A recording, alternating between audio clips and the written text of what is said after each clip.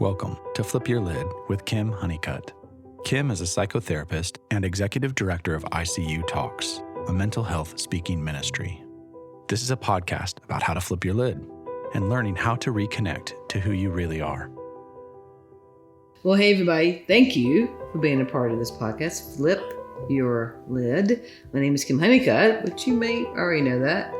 But what's a little different today is that I am co-hosting this today with my absolutely amazing, beautiful wife, Larissa. Hello, everybody. Hey, thanks for doing this. Yeah, thanks for having me. I'm excited. Yeah, I'm very excited to be here. So this is special to us, and we hope it is to you, because there's certain things that have helped us overcome obstacles, just in the sense of marriage, right? And a marriage that was shocking to some people. Right. It does help to know how we think and how other people might perceive things. We all have different glasses, right? Yeah, we all have different lenses, which is so why we want to talk about the Enneagram today. Yeah. But we don't want to talk about it just in the way you've heard on 1,000 other podcasts. We want to go a little bit deeper. It has a depth for us. It's very spiritual for us. So we want to talk about a lot about the core fears of each Enneagram number. Yeah. Because understanding how you see the world and really getting it, that how your partner, your friend, your boss, anyone else, the lens they look through will not be your lens. And I've got a quote here. The Enneagram represents personality patterns as defense mechanisms, which are fundamentally driven by certain basic fears. And as explained in The Wisdom of the Enneagram by Rizzo and Hudson, each Enneagram type is therefore likely to show inherent fears. Absolutely. And so we're going to get into the we're going to get into the fears. Yeah. So I want y'all to sit tight. We're going to talk about the fear for each number, but again, we want there to be a depth today, right? And everyone know you're an Enneagram 4. I'm a 4, so you have lots of depth. Yeah. When it comes to feelings. Yeah. I'm an Enneagram 8. Yeah, doing led. Very much a doer. Yeah. But so part of what really works for me is transpersonal psychology. And that intersects with Enneagram, it intersects with the 12 steps, it intersects with interpersonal neurobiology, so many things. But to put it simply, that as Ken Wilber, who's an amazing psychologist, has done, he's done a lot of work on the intersection of spirituality and psychology.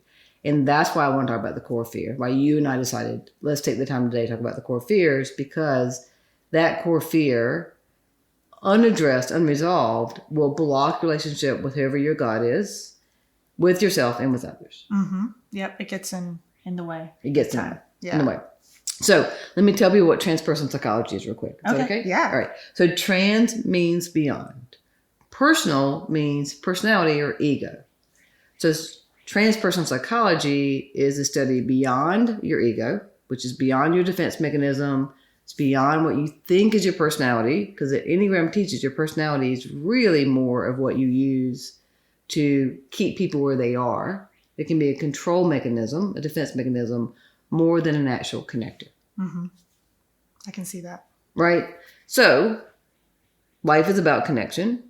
And to connect, it means we can't stay in our childhood unhealthy ego. We can't stay there. Healthy ego means that you appreciate your strengths. You're able to see things you don't do super well. You actually connect to yourself, know yourself, and love yourself. It means you have a voice. You have choice. And then instead of trying to control relationships, you learn how to be in the relationship.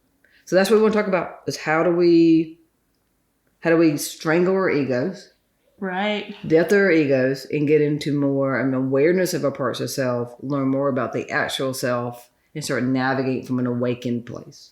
Yeah. And we've kind of been into doing some shadow work with the Enneagram recently. Thank you for saying that.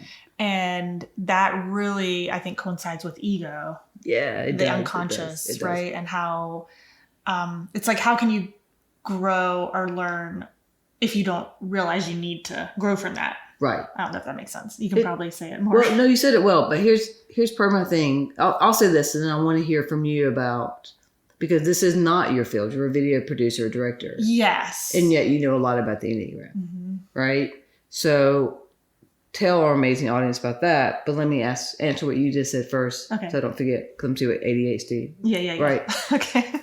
So here's a way of understanding. Whatever you go through as a child, unless you've got people very supportive, help you regulate your emotions and life experiences, you will fragment. You will develop different parts of self. You develop a conditioned self. So your parts of self, which I have many voices in my head, they are the parts. Their job is to keep you separate from self. That's your unhealthy ego. That means your unhealthy ego keeps your beliefs about yourself, why you do what you do, why you go to this church, why you're against certain people, why you're for certain people. It will keep it very unconscious. So without going into those parts of self, you actually stay separate from your actual self. Right? So we have to do the work like the Enneagram, find out what our fear is behind all that, how to confront it so that we're connected to ourselves, and that connected self then governs the parts of self, and so the parts of self govern you. Yes, exactly. So yeah. So that you're in the driver's seat. You're in the driver's seat. Yeah. Everybody's on the bus and they're taking their seat instead of having you in the background tied up. Right. Okay. That's how Nate would put it. All right. Well, so should we just dive into each number? We can, fear? but honey, I'm curious. I really am. I'm curious. Like, you're very good in your field as a producer or director. You're very creative. Yeah. So how did the Enneagram enter your life? And again, when I met you, still to this day, you know more about the depth of the spiritual roots of the Enneagram than I do. How did you get there? Yeah, that's a good question. So I was going through a difficult time in my personal life and was doing some deconstruction, and I had several friends, different friend circles, mention the Enneagram, and I was like, hey, what is this thing? And I read the book, The Road Back to You, and it really helped solidify what number I was. And once I knew what number I was, I just kept diving into it. I really felt like it helped me grow during that time, just like what we were just talking about, to really uncover some of those unconscious drivers that were affecting my life. And so I wanted to get to the bottom of it and figure out why certain things were happening. And it really led me to that. I figured out, I got all into the stances and the subtypes and being the repressed centers and all that, and could see the benefits of practicing and learning more about it. Yeah, that's good. I loved the term, those unconscious drivers, because so much of what we do until we do the work, we don't know why we do it. It's very implicit.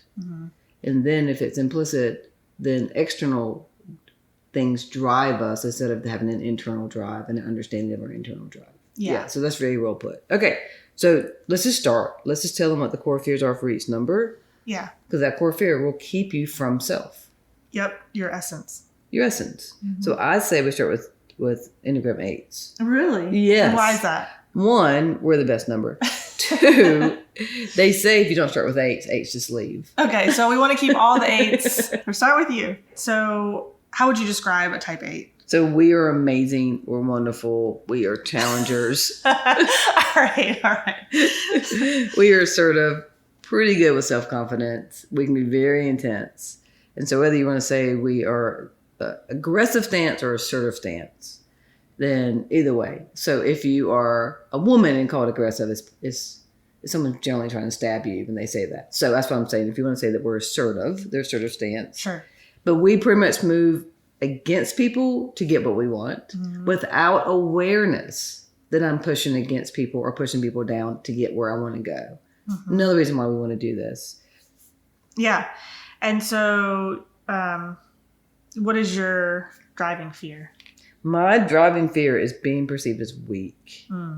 Really struggle with that. And I can see how I can be conflictual and confrontational with each number based on their core fear. Because mine is, I'm so concerned about coming across weak, the way I come at people. When they say something that's probably benign to somebody else, to me, I take it as, I think there's an unhealthy ego that becomes very present in those moments because I'm so in such fear of them thinking I'm weak. It feels too vulnerable, not in a vulnerable way of me like cheering from the stage. It feels vulnerable as if I'm not safe. Okay. Well, give me an example. If someone says, and a lot of people have a very strong internal critical voice, says to me, I didn't want to tell you XYZ because I'm going to hurt your feelings. So all I hear is, one, you think I'm weak. Two, you don't understand that clinically you can't hurt someone's feelings. Feelings can't be hurt. They're just feelings. I just need to say that. But it takes away 27 years of hard work when someone says that. That's my first reaction. I have to pivot in my mind and remember their statement is about them. Mm-hmm. It's their core fear, coming up with their fear of rejection, whatever it is. But what happened to me in that instant is that they think I'm weak. They think I can't handle being hurt because I can. Yeah. Okay. So that's how it would manifest. That's how it manifests. Yeah. Okay. That's really good. And then some ways for 8s to work through that. Is there anything that you've done in your life that have kind of helped you to navigate those fears? I would say pausing and knowing that I have agency over myself. The other person doesn't have to know who I am, but I do have voice around it. I do say to somebody, have I done something that would make you think I can't handle being hurt? And they'll say, well, no. I'll say, okay, well, it's possible you're taking your story and putting it on me, experience with someone else and putting it on me. I want you to have freedom, because this is what it's about. Enneagram is about having emotional freedom and spiritual freedom. Mm-hmm. I want people to have freedom to say what they need to say to me, because otherwise the relationship gets really dishonest. Yeah. So I think having a voice about it really helps, but I understand a lot of other numbers that would not be their way. That's my way. Yeah, so that makes sense. And I learned from Suzanne Stabile and her husband. They did this spiritual practice, Enneagram teaching, which was really good. And one of the practices they mentioned for 8s sounds like what you're saying. It's called SNAP. It's stop, notice, ask, and pivot. Yeah. And so in those moments, do you see how that could play in? Oh, yeah, because I always think, and this is an AA thing, is to pause. Yeah. All right, to pause. And so... And to really figure out, am I in my old story? Right? Because that vocabulary helps me because I want to be in a new story.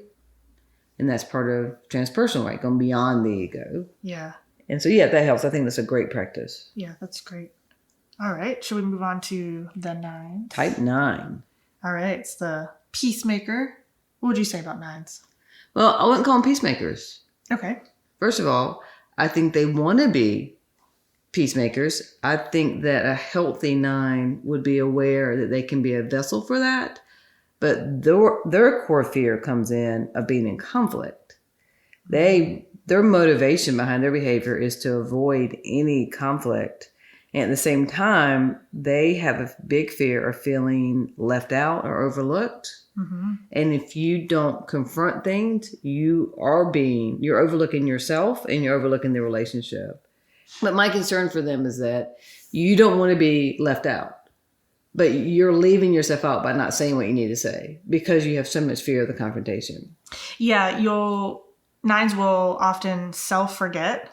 So they'll forget their own priorities, their own wants, their own desires.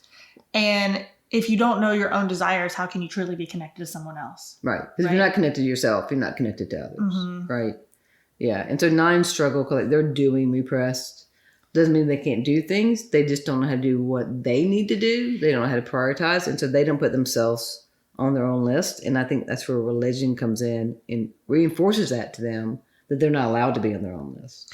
That's true. Yeah. And that's actually one of the spiritual practices I was going to mention for 9s is finding an organizational tool or like an app somehow to be organize and to prioritize figure out what truly matters to you and try to stick to it. Yeah, that's good. And so if you can find some kind of system to aid you, because 9s often, like you said, they're always doing something, but they're not necessarily always doing what needs to be done. That's right. Yeah. Yeah, that's really good. So 9s are wonderful.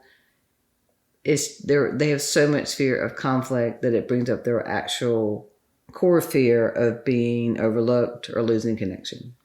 Yeah. It's like a self-fulfilling prophecy. Is that come into play? Well, and that's part of why we're doing this. So whatever pattern you're in, you're doing something to stay in that pattern. The younger part of you, and that goes into parts of self, the wounded part is recreating some childhood experience or some negative painful experience, hoping for a different ending. But that means you have to do things differently. That's where the shadow work comes in. That's where the ego work comes in. Otherwise, you don't have the awareness to know what I'm doing that actually keeps me here, or what part of me keeps me here. Oh, that's good. Right? Because people will ask me, why am I doing this? I'm like, that's the wrong question. What part of me is doing this? Okay. That's really good. All right. We're on type 1s. Yeah. So type 1s. The moral perfectionist, Yes. or the improver, as they like to be called the improver, right? Yeah. They are rules and regs, law and order. Yep. Right. They have a strong inner critic. Very strong. Everyone does, but theirs is incredibly strong. Yeah, the voices. Yeah. And so their core fear is what? Well, their core fear is being wrong, being bad or evil. Being like inappropriate in some way. Yeah, they very much are, I think, like black and white thinkers. So they have this desire to be good. Like that's their core desire. And so their fear is that they're bad. Yeah. And I've seen with a lot of ones, because they're so structured internally about what's right and what's wrong. So when someone's doing something wrong or someone wrongs them, they really want that person to know that they've been wronged. And that gets them in their core fear and stuck in their pattern. Right. Ones are in the anger triad. Right. But a lot of times they're repressing their anger. Yes. But if their fear gets really loud, their inner critic gets really loud, they can come across aggressive. Right. And so that's why sometimes they're known as the 4th aggressive type. But so they're a combo of dependent and aggressive. That can be really hard. For them. For that sure. can be a struggle for them. So what would be a spiritual practice for Enneagram 1s who really struggle with the core fear of thinking that they are wrong or that they are bad? Yeah. So I think a good practice is starting with naming the voices, naming that critical voice or voices that you have, calling it out. And I think that will really help calm that fear once you know that that's not you. Yeah, you're that's not good. bad. You are intrinsically loved and good. Right. And Yeah. that might help to get to the bottom of it. Yeah, that's so good. So part of what I'm thinking when you're hearing you say that is for them to be the CEO of the company, because Enneagram 1s, that's important to them, right? And for them to see the voices of employees. Oh, I like that. Yeah. And that they're the CEO. That might register with them a little more. Yeah. Yeah. They're in control. They're in control. They like Yeah, that. that's good. That's good. All right.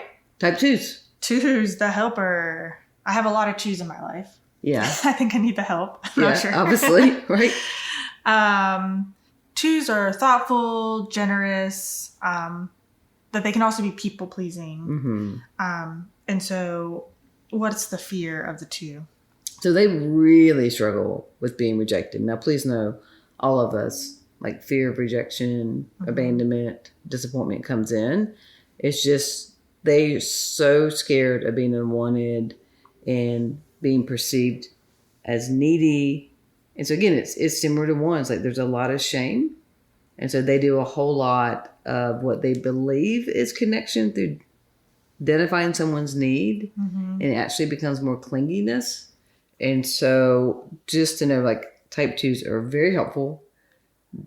But when they're out of the range of health, then they will go into needing you to have a need because they believe the lie that I need to be needed. And there's no such thing as a need to be needed. That's just a cover up with shame. And so in the core fears, we can see and hear the residues of shame.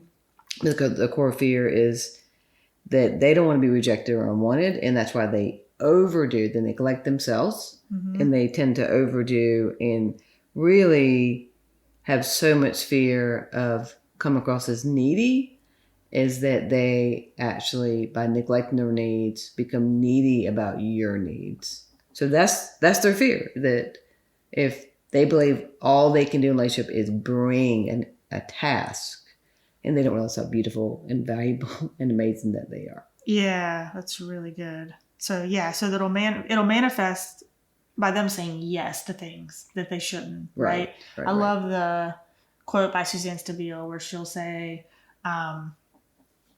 just do what's yours to do. So she wakes up every morning and she says, okay, what's mine to do today? Right. Because you don't have to do everything. Right. And if you're doing something that you're not supposed to be doing, then that means the person that was supposed to do it doesn't have a chance to do it. That's right. Right? And so I can definitely see that even in my own life. I'm not a 2, but I think we can all learn from that, but especially true for 2s. Yeah. But I think the way you said it sets it up people to recognize that's the unhealthy ego. If I'm doing what someone else needs to do, I'm standing in the way of their path of growth, right? I'm standing in the way of their path of freedom. But that's the shadow work of the Enneagram means that you don't understand what's unconscious. You're doing so much that you're actually in your own shadow, and then other people can't be seen as they like that they actually are. Yeah. Yeah, so that's good. That's really good. I like the way you put that. So a spiritual practice that's good for 2s is contemplative prayer. And another one that's good is figuring out a need that you have and sharing it with a safe person. Yeah, that's good. Because 2s oftentimes will know what everyone else needs and wants, but they don't know what they need or want. Right. So really going internally and figuring out what that is. And if you have somebody in your life you can share that with, then that's a really great practice. That's a great idea. And also, if you're an Enneagram 2 listening, just don't always believe that voice that says you know what someone else needs.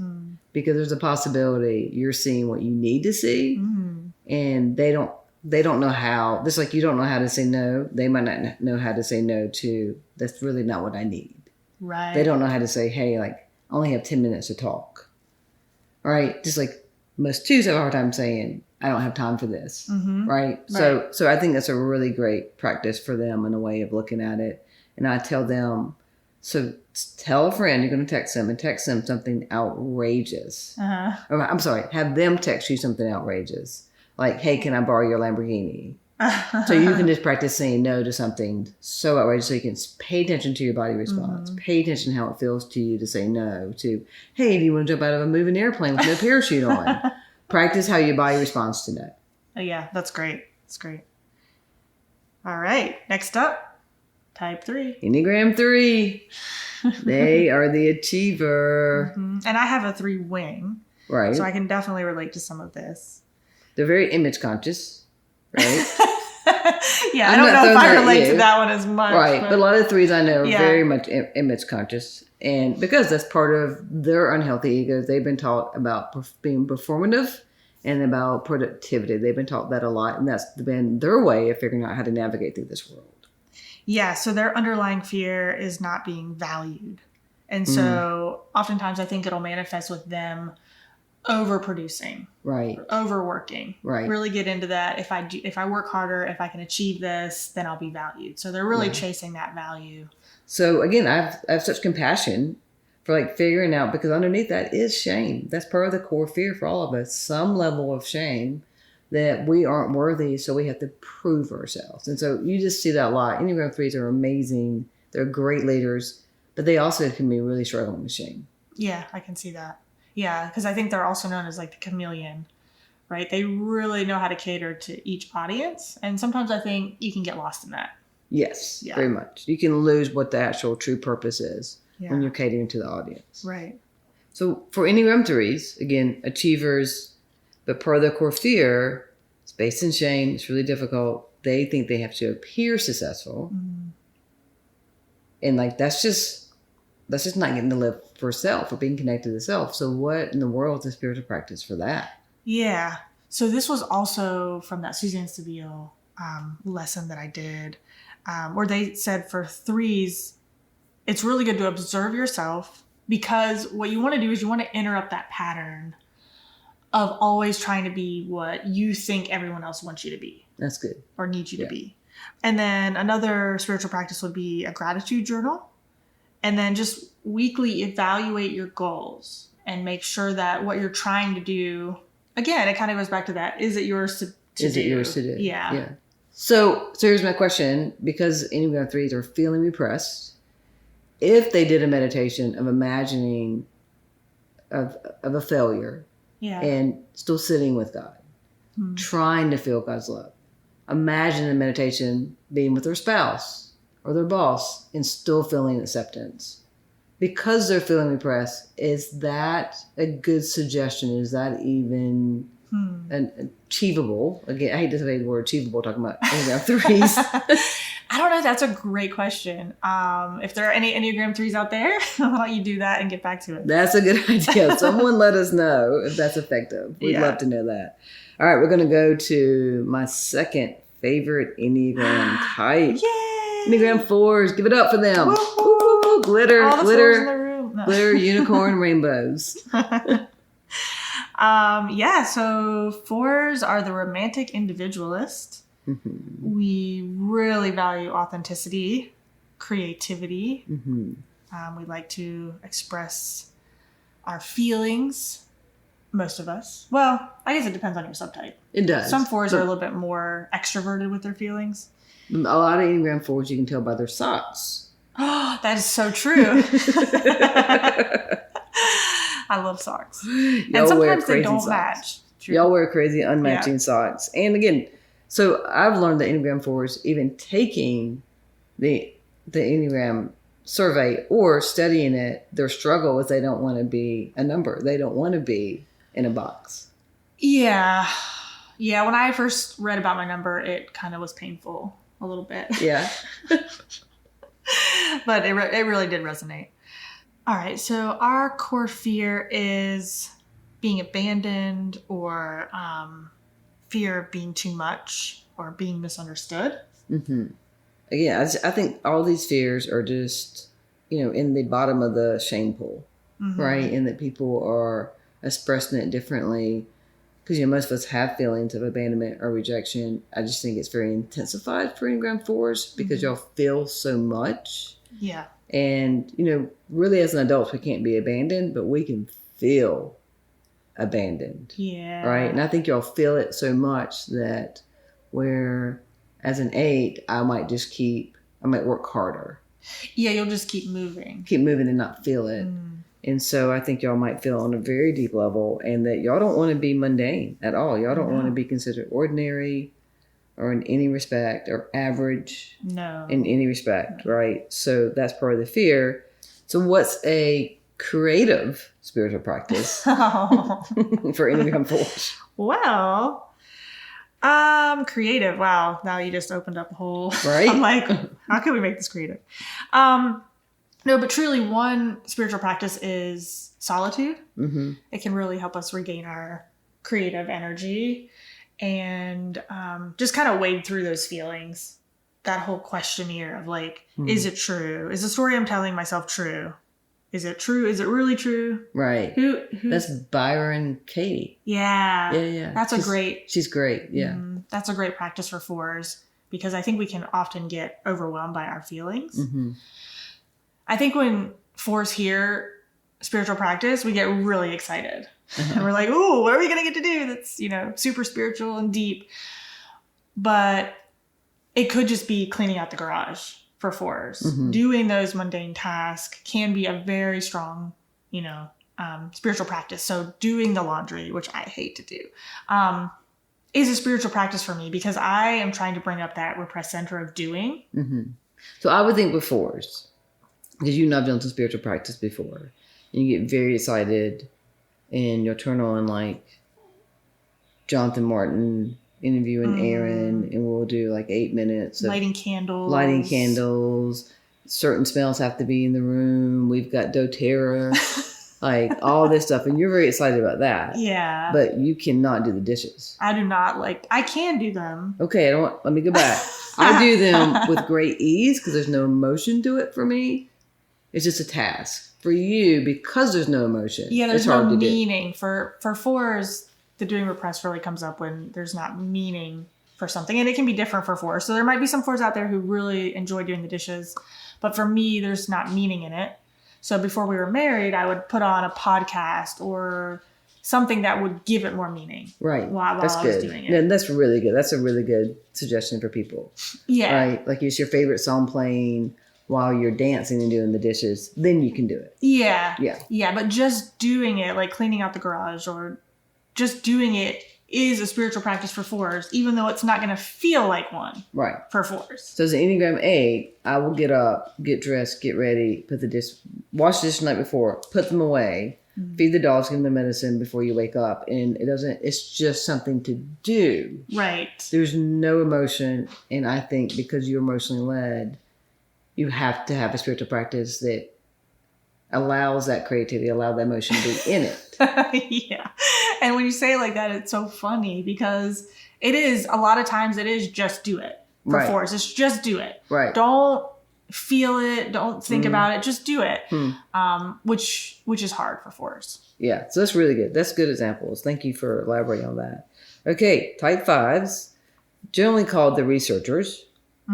Right? So I love Enneagram 5s. Yeah, they're also known as the observer. The observer. They are really intelligent, perceptive, insightful people who only have a certain amount of energy per day. When they are done, don't mess with them. They are done. Yeah, they wake up with a certain amount of energy, and that's all they got. Yep. So don't push yourself if you're a 5. If you're depleted, you are depleted. But 5s are amazing. They're great to be around. They do have a core fear of people thinking that they can't do things, that they're incapable in some way. They also, part of because their energy is lower, that they really get concerned that the obligations placed on them will completely exceed their energy levels. Yeah. So with that fear, then it can manifest by them withholding their energy and really isolating themselves. So part of the depth outside of the shadow work and what we're talking about, core fears, that I gain incredible insight is the 3 intelligence centers, your repressed centers. So people think, do, and feel. Most of us repress one of those and we live in 2. Or we live in 1 and repress 2. Our goal is to have balance on our path of freedom and use all 3 as much as possible without overusing. So the 5s I know, and I really like 5s, they overthink, overanalyze so much that I think that's part of their depletion of their energy, because they are the people who found solace in their research, who they're the what we call the well actually people, because you tell a story and they'll go, well, actually, in 1982. Right? Because they've researched so much. And so for some people, that can be a disconnect. And so I think that goes in part of their just feeling depleted around people, is that they have so much head knowledge, but don't always know how to emotionally connect. Yeah. And that is a spiritual practice for 5s, is to have community, because I think that's a struggle. It can be a struggle for especially introverted 5s. So I would suggest for 5s, because we have to learn safety in connection. And a lot of times they find safety in research. They find safety in debate or thought process, right? And so just for them to find a way, how do you safely connect to someone and have a balance of think, feel, and do, and to do it in little pockets so that you're not as depleted. Honor your system, honor that you don't have as much energy, but have those moments where it's really okay that you're the well actually person, that you can connect in that. Okay, let's go to Enneagram 6. All right, Enneagram 6, the loyal guardians. So they are very faithful people. I know Suzanne Stabile has said, if you have a committee, have them on there. They are so dedicated, so committed. But I think they're also known, unless they're counterphobic, for high levels of anxiety. So that really goes into their core fear. So yeah, 6s can get into that mindset of what could go wrong. Yes, that's good. So they try to predict all the things that could go wrong, and that can bring on anxiety for them. So fear is their fear? Yeah.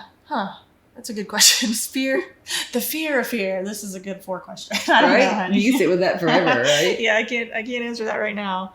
But yeah, I mean, I guess they are in the fear triad. So yeah, I can see that. But 6s crave security and support and reassurance. Right.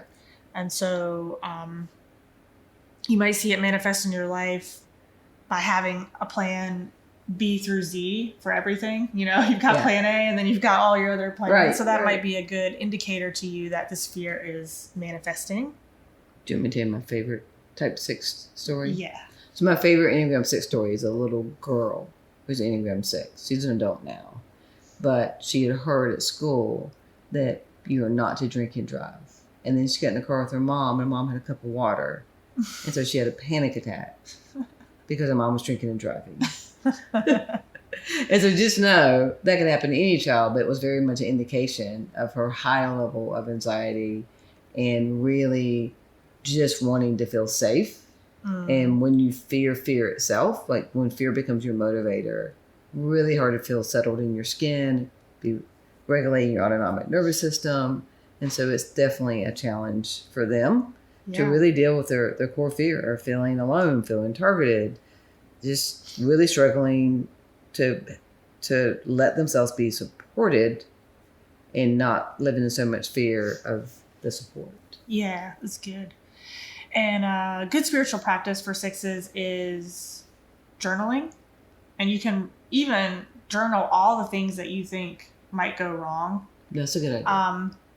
But then after like a month of journaling, go back and read everything you wrote and see if all the predictions that you had, if any of them actually came true. You might start recognizing that many of them don't, and that might be able to silence some of those fears.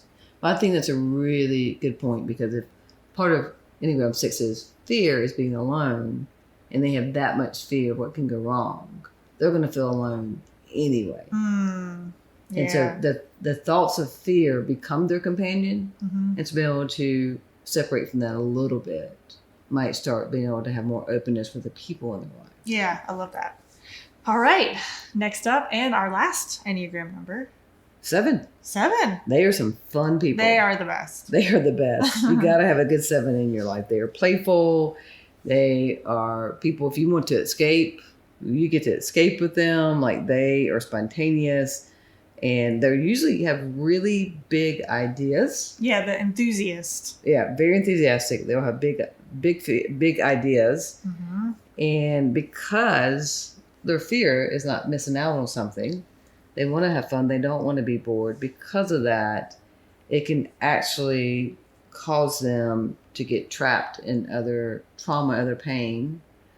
And the fun becomes, I'm not going to go as far as saying an addiction, but it becomes a barrier to relationships.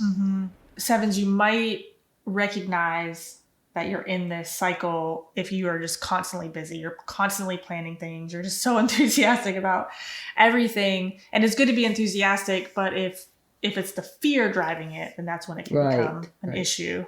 Yeah, I think about my friend Heather, and she's one that recognizes this. Like, we'll have a meeting, and I will give an idea that I've been working on, and she'll get so excited about it that she'll immediately add to the project activity that I had. So much so that her fear of missing out then comes true, because it's too fast, right? Like, it's on top of another idea. And so we have to move it really quick, because we're not even digesting my idea yet. Right. Then all of a sudden, her fear of missing out, her fear of not being included comes true because we push it aside really fast. Yeah. Right. Yeah. So 7s are extremely creative. Yeah. And I've heard someone say that they're the most creative type on the Enneagram, which as a 4 I do not like, but gotta disagree. We can't go with that. No, ma'am. But they're the fastest thinkers on the Enneagram, actually, and you might not like that. I don't like that at all. But I could see how that really comes into play in those Right. times where it's like their mind is moving so fast and they're so creative and they're so enthusiastic that they just have all these big ideas and they want to share them. Yeah, that's good. Yeah. Yeah. And the whole thing is, the idea is great. Is that, can she pause? Can we digest this and then give us a little nibble of what she was thinking? Right? It has to be proportional. And so, again, we're trying to all help each other to be the bright light that we're meant to be and not snuff each other out in moments like that. Yeah. So good spiritual practice then, I think, for 7s would be to really sit in that pause. So doing contemplative prayer, really being okay in the silence. And be able to decide what's the one idea, one thing I focus on before I add the glitter, before I add more to it, so that person can be seen. Because we really need to be seen and heard. So a lot of these fears you're hearing, shame-based, and they cover up our emotional needs of being seen and heard. Yeah, it's like we really can get in our own way. And that's why we want to do this today. really appreciate y'all listening to Larissa and myself talk about this. We really want to encourage you, if you already have a depth knowledge of the Enneagram, start doing the shadow work if you haven't already. If this is new, great place to start. Suzanne Stabile, Ian Cron have both written books together and separately. Yeah, and they both have podcasts that are excellent. Absolutely. Not as good as this podcast. Well, those might be better. We don't know. However, and also, there's also a website called wayfindinglife.org. I'm going to read you a quote from Kim Parker, and this is about the Enneagram shadow work. The Enneagram shows us the shadow side of our gifts and reveals the games we often unknowingly play. Although these can be difficult to face, doing so is part of the path that leads us towards freedom. Taking an honest look at ourselves through the lens of the Enneagram provides us with the awareness needed to let go of our unhelpful tendencies and patterns of behavior. Furthermore, as we begin to practice letting go, we are set free to be a more whole and loving presence in the world. And I love that. That's beautiful. Yeah, I love that. It's really about understanding that what you have not brought into the conscious is guiding you more than the conscious. So I love therapy, Enneagram, transpersonal psychology, anything that we can do to bring the unconscious to the conscious. And the more we do that, the more we'll actually be whole and at peace with each other. Love it. Thank you so much for letting me do this with you today. Wouldn't be the same without you. Thank you. And those of you listening, this is nothing without you. So thank you for taking time to listen, be a part of this. Please check our notes for some resources if you want to do some deeper Enneagram work. And we really hope that you've heard something today that will help you reconnect to who you really are, because your essence is beautiful. Thank you for listening to Flip Your Lid with Kim Honeycutt. Please subscribe, rate, and share. You can find Kim on Facebook or Instagram at KBHoneycutt. To get an autographed copy of Kim's book, visit butyourmotherlovesyou.com. Remember, no matter what, treat yourself well today.